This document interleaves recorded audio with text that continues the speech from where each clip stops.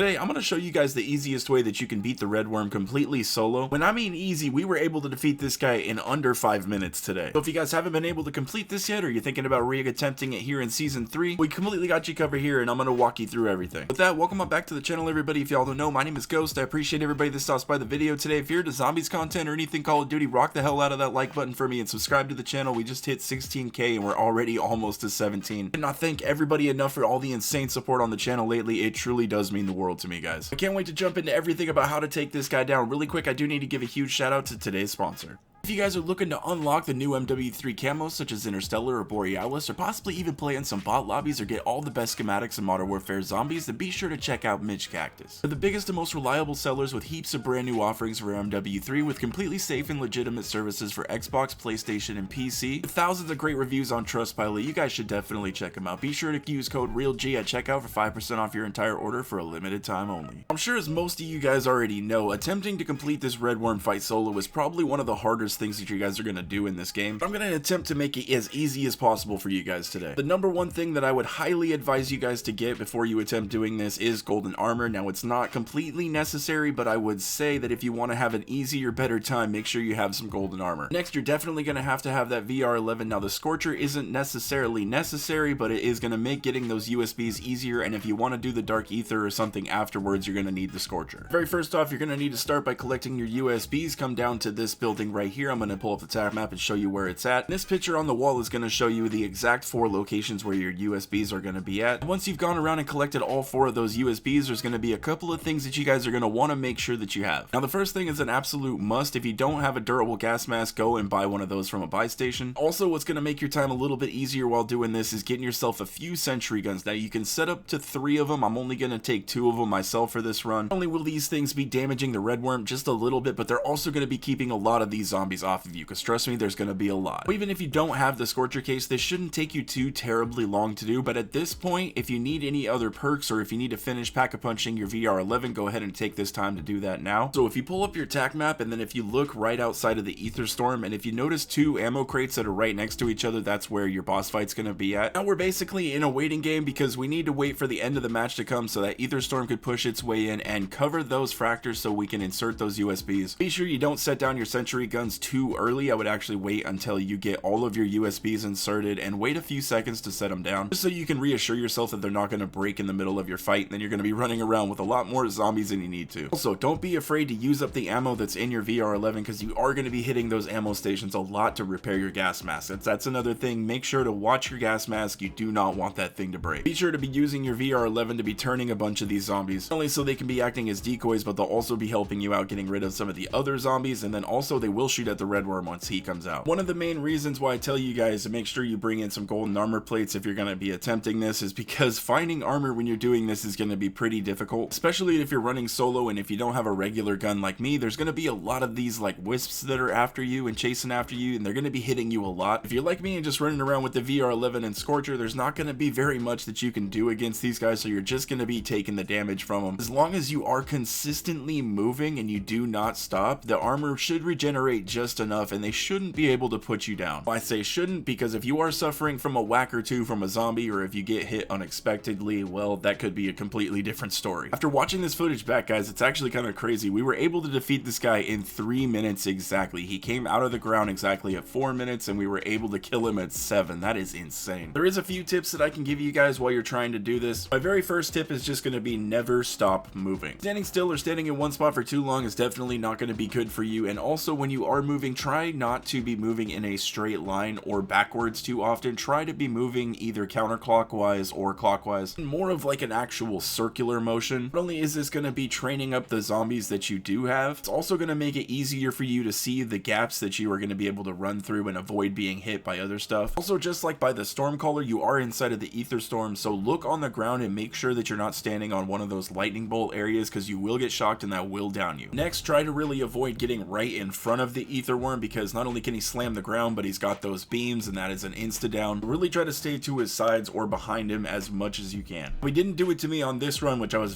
quite surprised. Usually whenever I fight this guy, he ends up picking me up into his mouth several times. If he does end up picking you up into his mouth, go ahead and spam whatever gun that you do have, because shooting him inside the mouth, you know, pause, but that will hurt him a lot. Once he spits you out, be sure to be spamming that parachute button. I can't tell you how many times he has just straight up shot me out of his mouth and I slam the ground and I'm just insta dead. That's not fun. Also, be sure to bring in decoys if you want to be throwing those, just to be distracting a lot of these zombies. And that's really about it. The rest is just really up in your confidence. You got the weapons and the tools and the perks and everything to make it happen. It's just getting there and making it happen. Look, I know that there's going to be plenty of people out there that are going to be saying, look, that's just way too hard. I'm not ready to do that yet. Look, if you guys don't try it, then you'll never get there. I swear, if you guys just try it once or twice, you'll eventually get to that point where you're confident enough where you'll go, all right, this time I got it. I'm going to beat him this time. And you most likely will. Hell, you never know. You may end up surprising the hell out of yourself and you may beat him the very first time that you try. Look, guys, I grew up playing stuff like Super Nintendo, PlayStation, N64, you know, that kind of stuff. And back in those days, whenever we had a game at the house and we were playing it when we were kids, most of the time there wasn't no internet, you know what I mean? And there wasn't nothing that we could go look to for guides and stuff like that. If a game was like ridiculously hard, or even if you didn't really like it because of certain reasons, or if something was hard to get past, like you were usually stuck with that game, probably either until like the next birthday or the next time that you went shopping and your parents would, you know, maybe buy you a new game. Our options were usually really limited, and whenever we would come across something like this where we would get absolutely stuck or something was way too hard, I remember us usually sitting there either all night attempting to trying to beat something, or if it was on a level that was actually that hard, sometimes it would take us days or weeks. But when we finally actually accomplished and beat whatever boss that we were trying to beat, or gotten to that next level, or actually beaten whatever game that we were stuck on, that feeling of accomplishment is just insane, guys. So just confidence, practice, and I know you guys got this. Coming up right here is going to be our final shot with the VR11, exploding this guy in a million pieces and making it rain blood. God, I wish they would have put Slayer in right here. That would have been so cool. Whoever did the animation work on this RedWorm, I mean, especially when it explodes, did absolutely incredible work. And this guy ended up dropping us 2 wonder weapons. We ended up getting a Wonder Waff case, and then we ended up getting a Scorcher case, so I will definitely take those. Then we're gonna make our way over to the Rift over here, and we ended up getting that Flawless Crystal schematic. So if you guys are still needing either that legendary Aether tool schematic, the Scorcher case schematic, or that Flawless Crystal, you can get it from doing it this way. Now it's time to make my way over to the new Elder Dark Aether, and that is actually where we're gonna end up starting the next video. So if you guys want to see how that Elder run turned out, be sure to watch that next video, and plus I'd just greatly appreciate it. This run was honestly absolutely crazy. Not only were we able to defeat the RedWorm solo, we did the Stormcaller, and then we went into the Elder Dark Aether. Really do hope we were able to help somebody out today. Maybe somebody's been struggling to do this, and maybe we've been able to give them the confidence to be able to get this RedWorm done. Or hell, even if I just managed to entertain you for even just a little bit, hey, mission accomplished. With that, I really hope that you guys enjoyed the video. Be sure to drop it a like if you enjoyed it or if you found it all informative, and subscribe to the channel if anybody is new. I hope you guys have a wonderful rest of your day, and I will catch you